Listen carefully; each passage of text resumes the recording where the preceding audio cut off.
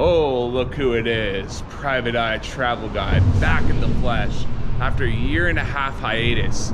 And I'm feeling good, I'm feeling caffeinated. I've only blown about $250 on freaking coffee since I've been in the state of Utah, but I'm in the mood to report back from Ogden, Utah, and give you guys a glimpse of underrated and underappreciated things to do in the beautiful state of Utah. And right behind me, as you can well see, this drawbridge used to be looks like a train track of some kind, but it's a really cool scene. And does anyone notice what it's from? From one of my personal favorite horror movies of all time, Halloween 4, The Return of Michael Meyers. Right in this exact body of water that you see behind me, Hollywood back in the day submerged a ambulance right inside of this pool of water right here that you see in front of you.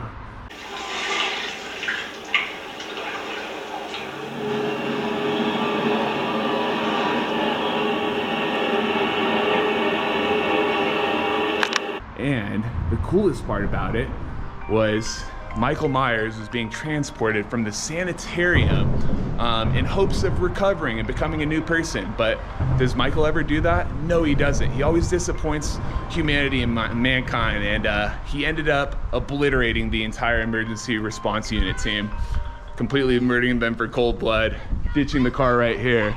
And if you look right over here where the kids are, that is exactly where Donald Pleasance was standing, aka Doctor Loomis. Right where these kids are standing is where Doctor Loomis was standing, overlooking the exact massacre that occurred in these waters. All right, guys, here we are along beautiful Highway 39 in Ogden, Utah. But right along this driveway is where Dr. Loomis himself, RIP to the boy Donald Pleasance, pulled up with the police department.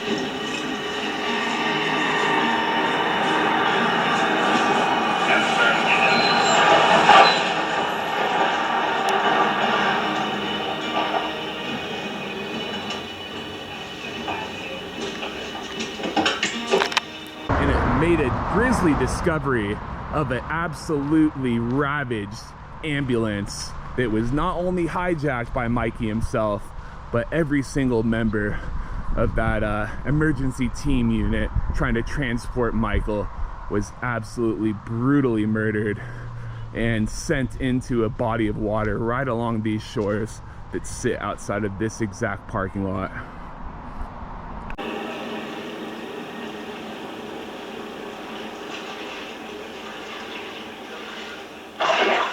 He's gone.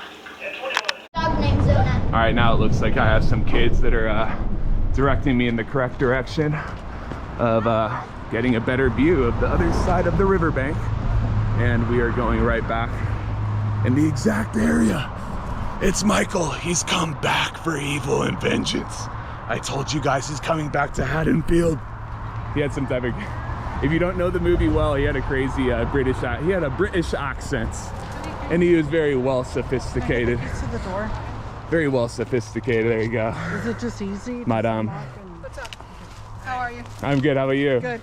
Sorry. All right, buddy. So, if you go up to there and that gets to the train tracks. Oh, that's kind of cool. That would give you a good perspective. And so down here, there's a tightrope going through. A tightrope, huh? Oh, man. Down there. If only I was wearing my swim gear, I would take a dip. I'm sure the entire, all of the staff employees with the people that were in charge of shooting the great film of Halloween 4, they probably hung out here just like you guys do to this day. Yeah, so. Wow, it is a really nice location. Oh my goodness.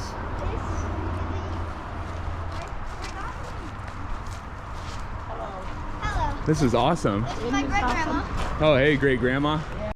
You guys got crawdads? Oh, nice. Okay. He's almost dead. It's too bad he wasn't able to rescue the emergency response team in Halloween 4. Big guy. He's a beautiful boy though. Yeah, he's pretty. You guys gonna boil him up when you get home? Oh yes, I'm taking that one home. No, you're not. Out of curiosity, when do you think that this stopped operations? The They still use it. oh, they still use it. Interesting. Son of a gun is scared to death of me. Yeah, oh, really? Have you had some weird encounters, or just like it shakes like crazy and? Hey, look, want a snake on your field? Yeah. What? Oh, you have a snake? Yeah. How'd you find it? What? You just found that? They're swimming through here. Oh my. Oh, it looks like a garter. Yeah. Yeah. Oh, Water I snake. hate. Oh my goodness, you guys. I hate snakes, but love geez, snakes. he's kind of cute. He's You guys got crawdads? Oh, nice. Okay. He's almost dead. It's too bad he wasn't able to rescue the emergency response team in Halloween 4. Big guy. He's a beautiful boy though. Yeah, he's pretty.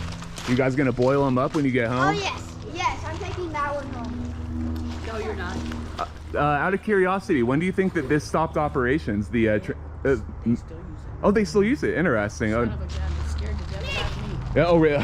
Have you had some weird encounters, or it just like it shakes like crazy and? Hey, look, want a snake on your field? Yeah. What? Oh, you have a snake? Yeah. How'd you find it? What? You just found that? They're swimming through here. Oh my. Oh, it looks like a garter. Yeah. Yeah. Oh, Water I snake. hate. Oh my goodness, you guys. I hate snakes, but love geez, snakes. he's kind of cute. This All right, guys, we have touched down in Logan, Utah, and it just seems like along this trip that God keeps guiding me in the right directions. Because right when I intuitively sense that there's a Wells Fargo for me to pull some cash, right across the street, I see that there is a Mormon-based soda company. Due to the fact that the Mormons do not drink alcohol or caffeine, they have a brand out here in the state of Utah called Swig. And what they specialize at Swig is something called a dirty coffee. Now what they are mixing up in that soda pop, on the East Coast they'd be calling it pop. So I have no idea what to expect, but they're gonna make that soda dirty with something. And there are a lot of Mormon faith-based people here. It's gonna be quite the wait time, as we could see. So in the meantime, I guess I'll be listening to religious music while I wait in this giant line. And we don't know what's going to be in the dirty soda, but we will report back when we get it.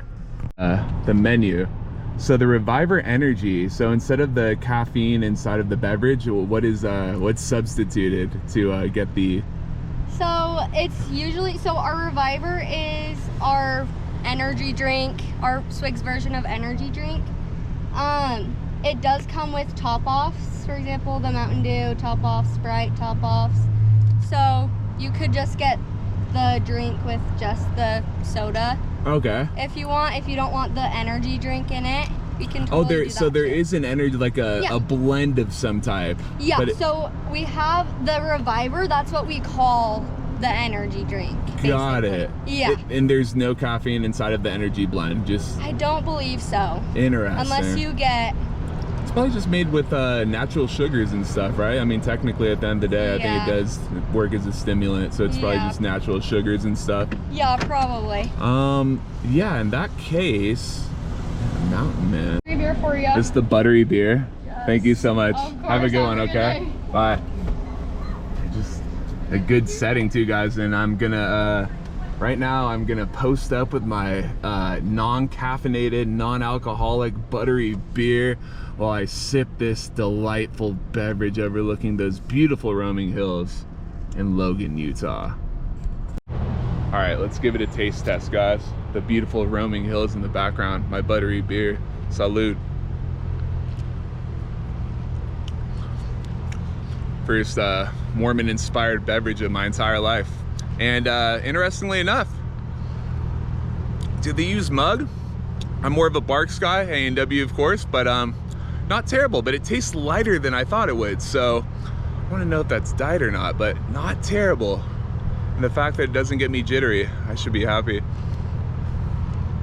Not bad, guys. I'm going, everyone likes when I scale shit, so I'm gonna go 7.25 on that, 7 1/4. I think that's a fair scale. All right, let's go continue to explore Logan.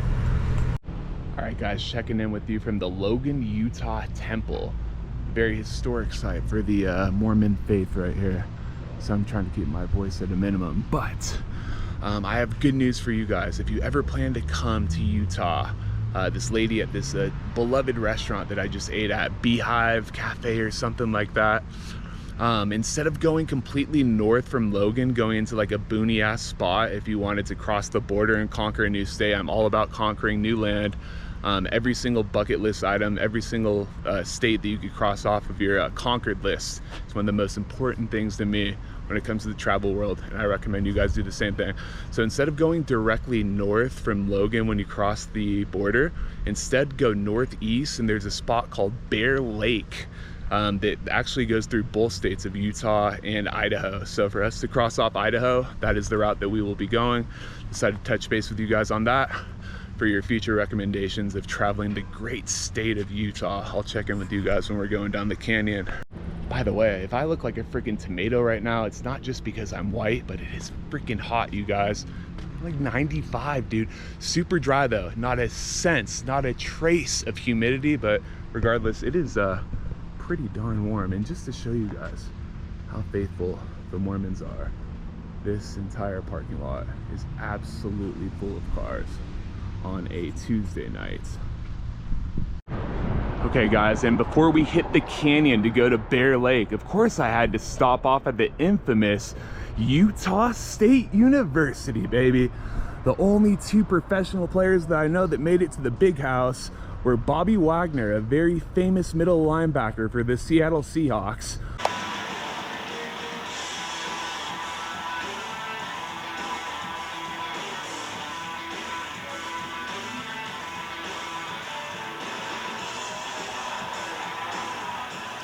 Why the hell couldn't he make more plays for that 2014 Super Bowl where I lost $400 freaking dollars when they played, who were they freaking playing? New England. Oh, that was such a brutal one. Just hand the ball off, Pete Carroll, god darn it. But yeah, this is where he went to school, Bobby Wagner, and shamefully enough, it is closed to the public for today, but there is a guy right there, if you notice, beneath the sign, videotaping something. They might be practicing as we speak. Another professional that made it to the big leagues was actually a very current and modernized football player for the Green Bay Packers, Jordan Love, of all people, and doing pretty big things in the big leagues. So 13 carries, 111 yards, and a touchdown.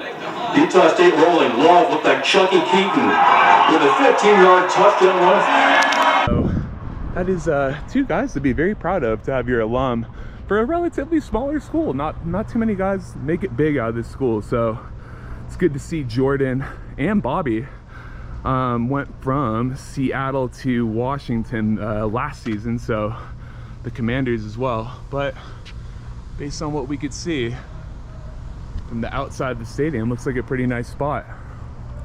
Thought I would touch base with you guys on that one before we get to Bear Lake. Yeah, then the backdrop is pretty nice over here. Guys, I had to stop off at St. Anne's Retreat. Zach Baggins, one of the most famous paranormal investigators in the history of mankind, has walked this exact premise for an entire episode dedicated to this outdoor location. Usually, majority of the time, the spots that he hits are indoors, which I find fascinating. But this used to be a monastery of some type where nuns from all around the world would come here to reside. And the place has a very dark history. I forget what decade it was, but apparently a couple of the nuns started to go clinically insane right on this property that you witness here. From Google Maps on satellite, if you look very hard, there is a community pool within the limits of the property. And inside of that pool, apparently there were human sacrifices, including infant babies being drowned in the pool. Why they were committing these type of heinous acts, nobody will ever understand. But my only guess, or my only professional estimation, is something is truly eerie and off with this surrounding area. Anyone hear that? Didn't that almost sound like somebody said something? Weird. But yeah, if you look, we'll keep going towards where we heard noise. But if you look very deep right there, you can still see the structures.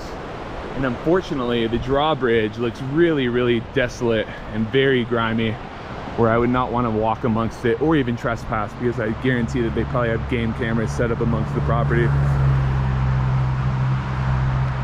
I could have sworn that it'll be interesting to go back on footage to see if I hear that back on the playback. But if you guys heard that, confirm with me. And all of my Utah viewers, please tune in with the exact history of the property or any input or any other urban legends that you know about this very, very eerie ground. So yeah, guys, it's over here right alongside Highway 89, listed as Hatch's Camp now instead of St. Anne's Retreat. I would never trespass because I don't believe in doing so, especially when there could potentially not only be physical people watching the premise, but also the paranormal. Yeah, that's a double no-no. But yeah, as you can see, and not to mention the bridge looks pretty janky, but I could get across if I wanted to, but let's say no trespassing, other various signs. But that is the entryway onto the premise, and down below you do have a very, very tranquil setup, the beautiful river that runs borderline of the property. But yeah, that's it, right along Highway 89 if anyone else is interested in checking it out, or even fly fishing. On a more positive note though, guys, this drive is absolutely breathtaking. So when you come down here to St. Anne's Retreat, you don't have to focus on all of the bleak history. You could look forward to the future with some positivity with these epic ass views. Nice drive. And there she blows. Welcome to Idaho, baby. I forget if they voted blue or red this year, but yeah, okay. And not to mention, from my travel requirements, I personally believe that for you to conquer a state or say that you have visited it, it is not good enough just to drive around. You have to park and get out on foot and walk for at least a mile. So we are going to do just that to mark it off the bucket list that we have been to the great state of Idaho. Bear Lake, pretty solid panoramic views for days. Would love to get the coordinates for you guys in terms of the dimensions on the lake size, but I'm soaking up the vibe a little bit too hard. Right along beautiful Highway 89, it don't stop, baby. Look at that beautiful view, y'all. Just incredible. Damn near an aerial view of Bear Lake. And that way takes you right back towards Logan. So let's take advantage of the small amount of sunlight that we still have to drive this desolate highway that I saw a shit ton of roadkill on. Yeah, I'd rather get out before the nocturnal creatures start popping out on the road. All right, good morning, guys. I'm in the rich side of Salt Lake City, up in the hills, the northern side. If there's one side I was to recommend for spiffiness or yuppiness, it would be up here on the north end, a little bit more towards the university. But I want to keep this fresh, I want to keep it unique, and one thing that I just saw cruising through, don't want to include any just typical driving shots, but one thing that preaches volumes about the great city of Salt Lake City is how safe it is. I mean, in California, Oakland, San Fran, LA, you cannot do something like this. I don't give a crap if it's sorority girls, fraternity boys. You couldn't be leaving your belongings like this curbside, right where you could have a getaway car and get away with a huge lick. This is insane to me. Great documentation, man. This is different. And it, like I said, it's just such a respectful thing in terms of safety. And you can walk around, leave your belongings here, and pretty cool. I guess it's the sorority house right now. But I had to document that and show Salt Lake City, definitely up in this part of the woods, does not have any bit of a crime concern. And I commend you for that, beautiful SLC. Stay the way you are. Charming, clean, safe, welcoming. All right, guys, I just wanted to give you a brief glimpse of the top of this hill, like I said, on the north side. Just when we were leaving that sorority house, this entire neighborhood is absolutely ballin'. Damn, and in a weird way, little bit of Portland vibes. call me crazy. We got that gay flag right there. We've been seeing a lot of those throughout Salt Lake City. Don't even get me started on that topic. It is incredible for a politically red state how many of them I've seen, but it goes to show how progressive Salt Lake City is and how diverse it is. But yeah, this is a tranquil ass neighborhood. Tree-lined streets, and just something about it does remind me a ton of Portlandia. Look at this one. This guy probably waters his lawn like 5 times a day. Straight neon green. All right, guys, that's pretty much all I got for this trip. Due to special requests, I've been receiving more requests lately. Hey, where's the content at? Hey, you need to do more uploads. So thank you very much for the push. Sometimes me personally, that's exactly what I need. Relatively motivated individual, but every once in a while a push is nice. So I appreciate all those requests. And yeah, it did lead to me at least trying to make a little bit of content for you. Didn't get around to everything I'd like to shoot, but that's the problem with traveling and doing this content creation, is the fact that I do feel like you have an obligation to kind of focus on the art, the recording, the scripting, the idea making of what you're gonna do and things like that, where it kind of takes away from your enjoyment of your travels, you know? So I try my best to intermingle and combine fun with also practicing the art. So I do apologize if this one was shorter than I normally shoot, but it was something. But basically my takeaways for Utah: one of the most unexpectedly surprising states I have ever visited personally. I am never one to judge a book by its cover, but I had a weird feeling, just like I've talked to many people and I shot them texts of photos of what I'm doing in Utah and things like that. A lot of people were saying, oh, isn't that known to be a Mormon state where, you know, other people are not gonna feel as welcome there? And I was somewhat under the same impression, but I got that question a lot. So I think from people that are not Mormon, they're gonna have this mindset, and it's to the point where I could certify and assure you that that is not the case. Everybody was extremely welcoming, and to be honest with you, that was one of the biggest surprises, was how diverse Salt Lake City was, and the state of Utah in general. Culturally, ethnicity-wise, everything. You saw a melting pot of good bars, good breweries. The Mormons are not known to indulge in alcohol or coffee shops, caffeine, like we mentioned when we visited Swig. I was surprised to see how many coffee shops were in the great city of Salt Lake City. Still got those rolling hills in the background. Pretty, at least the backdrop's good for this outro. But yeah, very surprised by the amount of coffee shops, breweries, great restaurants, welcoming people, diversity. Not too many Mormons in the city of Salt Lake City. I would say it's more of a college town, but Logan, once you go north, and all the suburb towns going through, like Ogden, when we stopped by to that Halloween 4 film location, that was insane. Those are a little bit more, you sense that is the Mormon populated areas are outside of the big city of Salt Lake City. But basically what I'm trying to say is, don't be afraid to come out here, support the local economy, go chop it up with the locals. You could be whatever you are. You're Muslim, you're Catholic, you're Christian. Don't be afraid. The Mormons and everybody is welcoming here, and it's not just Mormons. I did want to really emphasize that in this outro. And one final thing I wanted to mention, that Halloween 4 film location, guys, I wish I got that on tape. It's always gonna hold a very, very special place in my heart personally. I hope you guys felt the energy of that location. Something so positive, something so uplifting.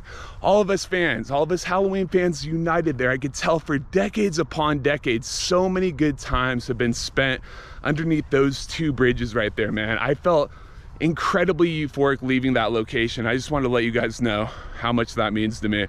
That was, in my own opinion, that was my favorite part of the entire trip, was definitely visiting that exact location. And shout out to that family. That was really, once we're talking about welcoming people, what was the kid's name again? Oh, shoot, I feel so terrible not freaking knowing it. Why does he look like a Dylan, but I know I'm gonna Ryan, start with an R, darn it.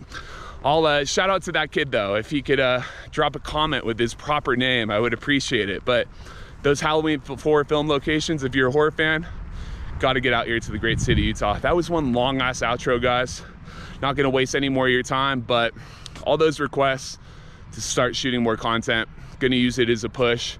And by the end of 2025, let's start thinking of some really, really good content ideas. I'm gonna start pushing it your guys' way. Private Eye Travel Guy out from the great state of Utah, baby. All right, so I just reviewed that outro, pretty damn decent. I don't know, the words just kept flowing off, but damn, I did really look like a freaking tomato, huh? It's hot as hell out here, guys, and I was winded as hell. I promise I'm in better shape than that, but Jesus, it is freaking hot out here, man. And one last thing, go ahead, like, share, subscribe to the channel. Even though that Dylan kid in the Halloween 4 film location told you to do the exact same thing, I'll tell you again, please do that. Do it. Private Guy, this time I'm dead serious about being out. Private Eye Travel Guy, out. And it's hot as balls.